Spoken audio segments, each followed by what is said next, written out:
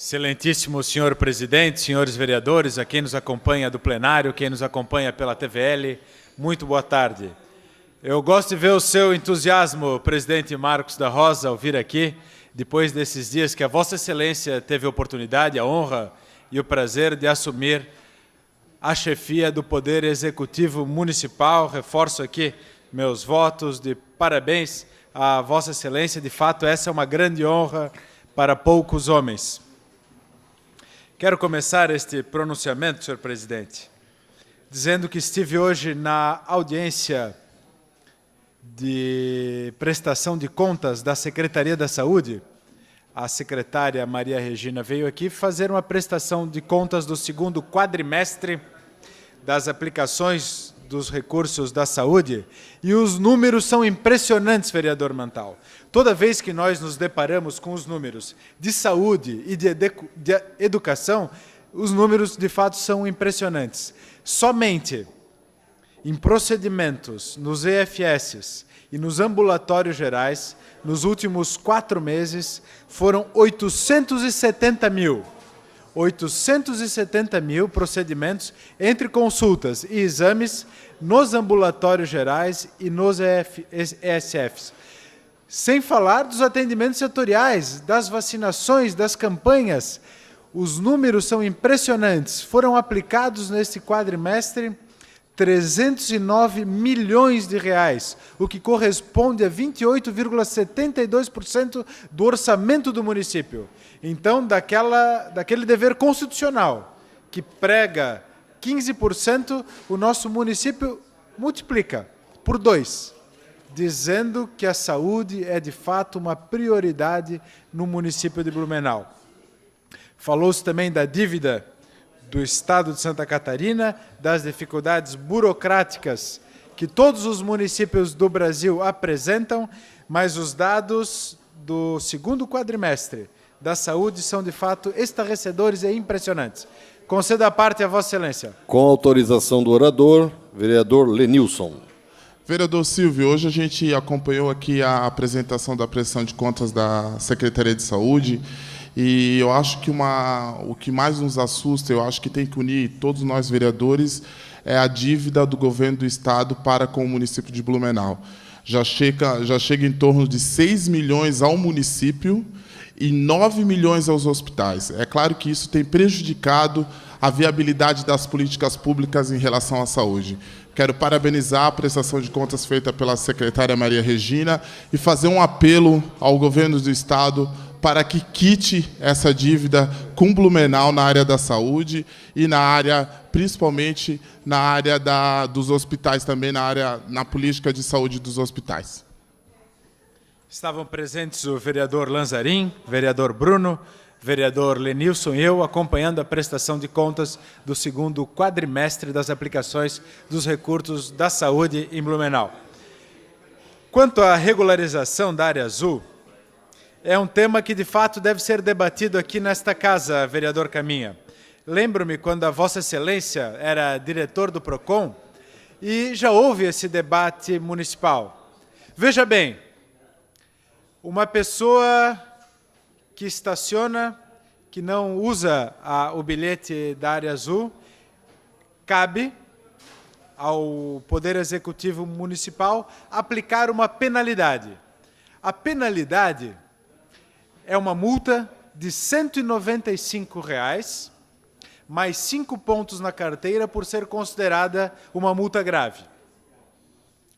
Em Blumenau houve a discussão seguinte: vamos dar a oportunidade dessa pessoa se regularizar, isso custa aproximadamente R$1, acho que com mais R$14 ele recebe mais 9 bilhetes para estacionar. E eu compreendo a Vossa Excelência a preocupação de haver ou de parecer que é uma venda casada. Lembro-me que, à época da discussão, o PROCON e outras entidades se pronunciaram dizendo que não. É um benefício que está sendo concedido ao cidadão de não pagar a multa, de se regularizar dentro de um prazo de 10 a 15 dias, se eu não me engano, e de não ter a pontuação na carteira. Então, assim, se nós, aqui, vereadores, revertermos essa política praticada pelo município de Blumenau, quem vai ser penalizado é o cidadão. Quem vai ser penalizado é o motorista, e não o contrário. Concedo a parte a Vossa Excelência. Autorização do orador, vereador Caminha. Eu queria parabenizar Vossa Excelência, e aí respeito todo o entendimento no que diz respeito ao próprio vereador Ricardo Alba, que é professor também, e reafirmo, não só na época que eu trabalhava com o prefeito Napoleão, trabalhei também com o prefeito João Paulo, fui coordenador do PROCON durante essas duas gestões, nós tínhamos esse entendimento de que, de verdade, ali existia um benefício para o consumidor, e por se tratar de um benefício do consumidor, não havia a venda crasada. E aí, nesse fato, como bem disse Vossa Excelência, o consumidor deixa de arcar com R$ 195 de multa, mais 5 pontos na carteira.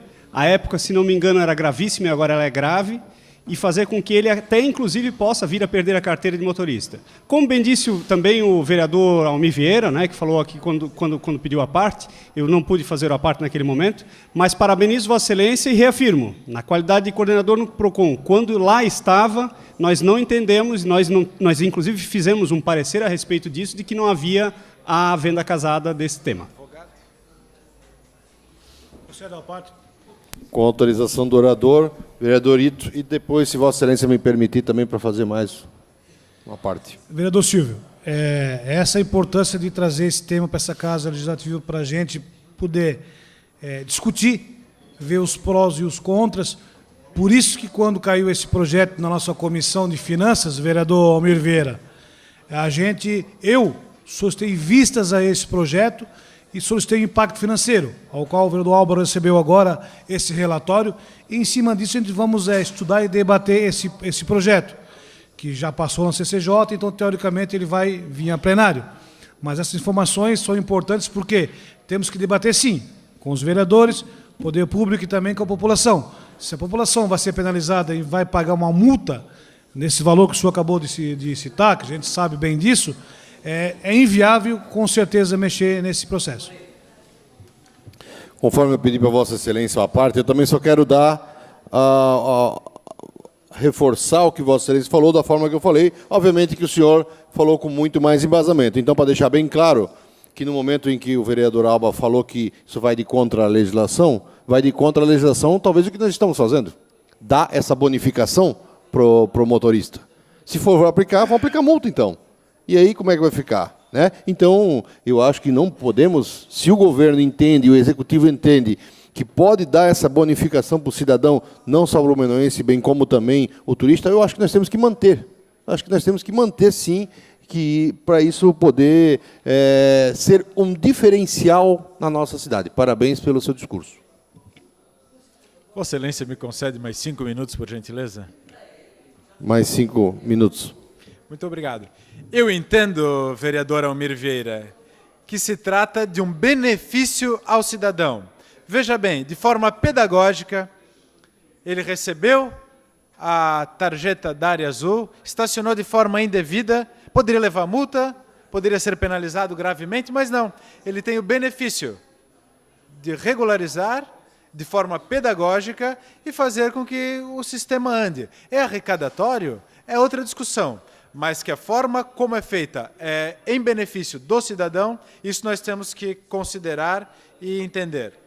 Mudando o assunto, na última sessão, vereador Almir, eu trouxe aqui um dado interessante e preocupante para todos nós e que devemos refletir de forma muito extensa sobre o transporte público. Eu trouxe dados aqui, eu peço que o Ari me ajude, a trazer aqui manchetes de jornais de outras cidades. Número de passageiros de ônibus no Distrito Federal cai 15%. Dado representa 150 mil passageiros a menos por dia.